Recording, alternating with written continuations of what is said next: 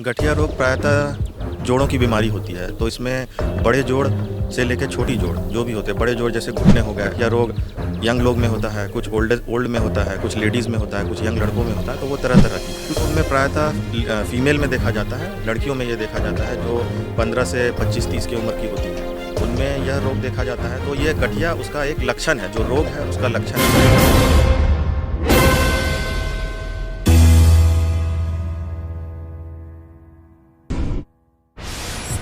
नमस्कार, मैं हूं मनीष। आप देख रहे हैं दी न्यूज़ 9X। दी न्यूज़ 9X में आप सभी का स्वागत है।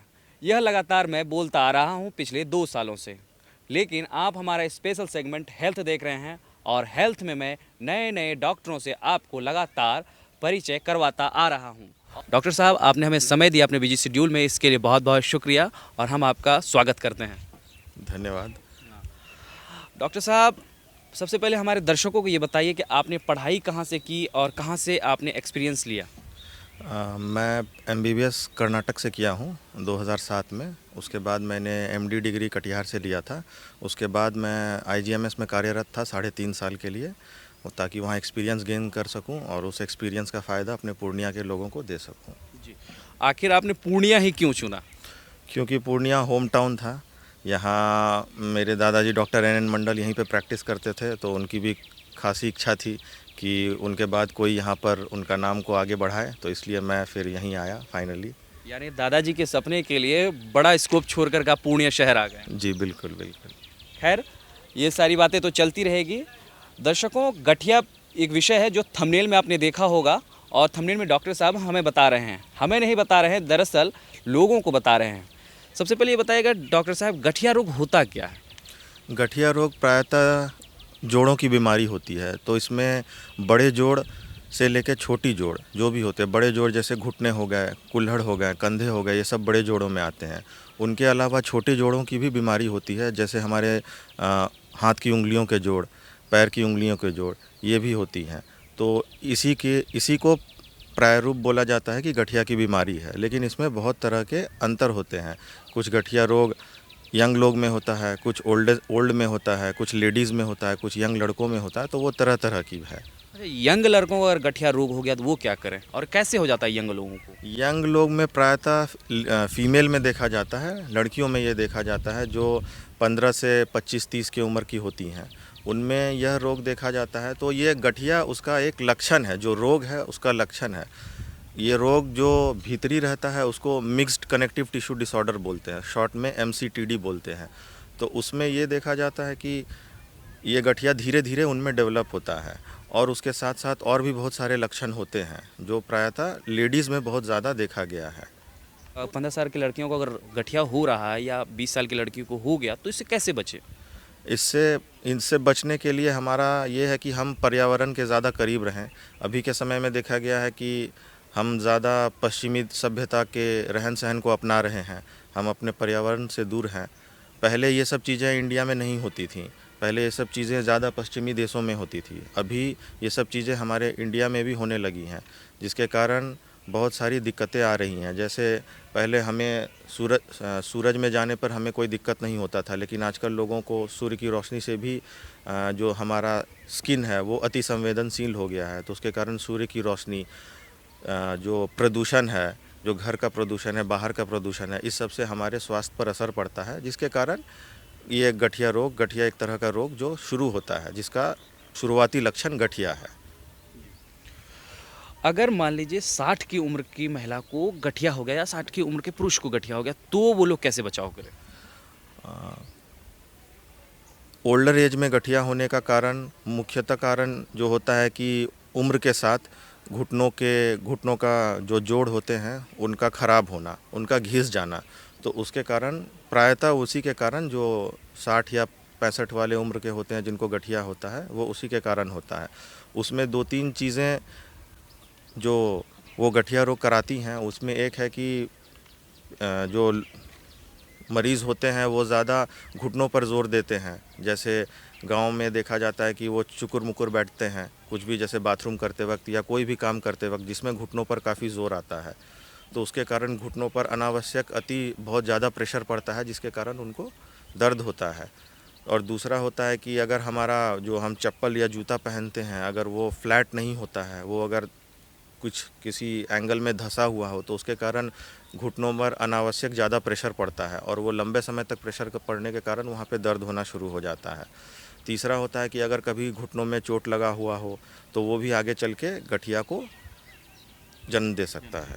डॉक्टर साहब, अक्सर देखा गया है कि 15 साल की लड़कियों का बाल झड़ना, मुंह में छाई आना, गठिया, बाद में वो गठिया का रूप ले लेता है। आखिर ये कैसे ले लेता है, ज़रा हमारे दर्शकों को बताइए। अक्सर ये देखा गया है कि यंग फीमेल्स जो होती हैं जो 15 से 25 की हैं उनमें जो बीमारी होती है उसको एसएलई बोलते हैं, सिस्टमेसिस लुपस एरिथेमेटोसिस, इसको ये बोला जाता है। तो इसमें ये होता है प्रायतः कि शुरुआत के जो लक्षण होते हैं उसमें हल्का बुखार रहना, हल्का जोड़ों में दर्द रहना, ये शुरुआत रहता है। तो ये ऐसा काफ़ी लंबे समय तक चलता है। तो इसके लिए जो मरीज़ है वो करते हैं कि कुछ भी अपना दवाई ले लिए, लोकल दवाई ले लिए, लोकल इलाज कर लिया और उनको ठीक महसूस होता है।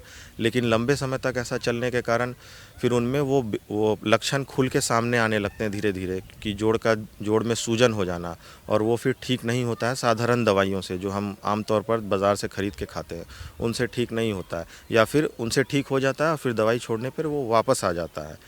तो इसमें एक वो होता है, लंबे समय तक बुखार रहना होता है, चेहरे में नाक के आसपास यहाँ गाल पे छाइयाँ आ जाती हैं, हाँ, और बाल झड़ने का वो हो जाता है। स्किन का जो कलर टोन है वो थोड़ा धीरे धीरे डाउन होने लगता है, यहाँ पर नकल्स ये सब काले पड़ने लगते हैं। तो ये सब उसका शुरुआती लक्षण है।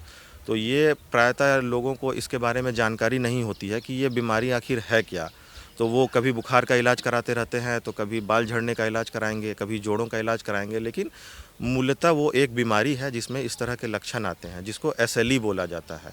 तो ये फीमेल्स में ज़्यादा देखा जाता है, यंग फीमेल्स में जो 15 से 25-30 की जो रहती हैं।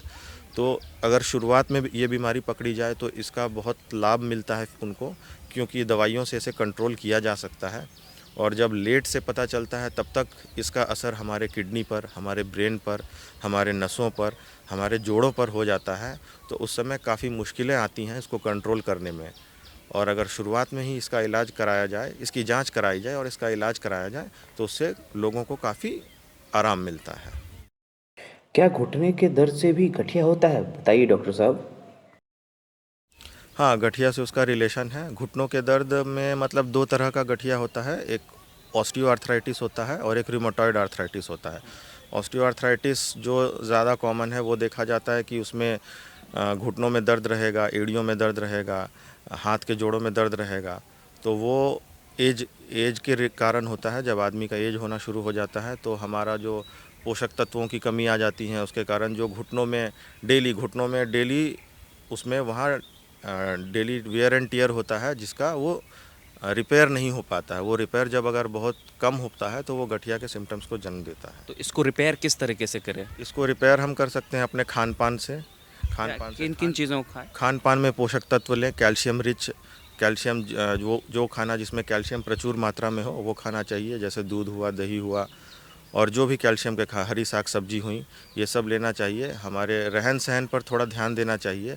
एक सीमित उम्र क्रॉस करने के बाद ज़्यादा घुटनों पर जोर नहीं देना चाहिए। चुकुर मुकुर नहीं बैठना चाहिए, जिसको गांव की भाषा में बोला जाता है, उसमें नहीं बैठना चाहिए। उसके कारण घुटनों पर बहुत ज़्यादा दबाव पड़ता है। और जो हमारा जो इंडियन टॉयलेट है उसमें भी लंबे समय से, क्योंकि सब आदी होते हैं उसी को यूज़ करने में, तो जब हम यंग रहते हैं तो उस पर ज़्यादा असर नहीं पड़ता है, लेकिन 45-55 के बाद उसके कारण घुटनों पर बहुत प्रेशर आने पड़ता है। तो उसको थोड़ा बदल सकते हैं। जिन लोगों में गठिया की शिकायत है या जिन लोगों में बहुत दिक्कत होता है घुटना मोड़ने या सीधा करने में, या घुटने में सूजन है, तो वो वेस्टर्न टॉयलेट यूज़ कर सकते हैं, उससे उनको काफ़ी मदद मिलती है। डॉक्टर साहब, हम लोग इंटरव्यू के अंत पे जा रहे हैं। आखिरी सवाल होगा एड़ी के दर्द पे। एड़ी में दर्द क्यों होता है और इससे कैसे बचा जाए?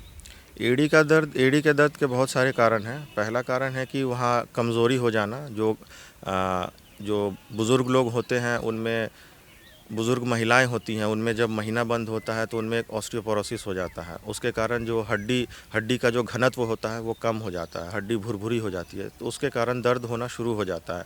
और क्योंकि हम ज़्यादा चलते हैं एड़ी के बल पे, तो वहाँ पर ज़्यादा प्रेशर पड़ता है।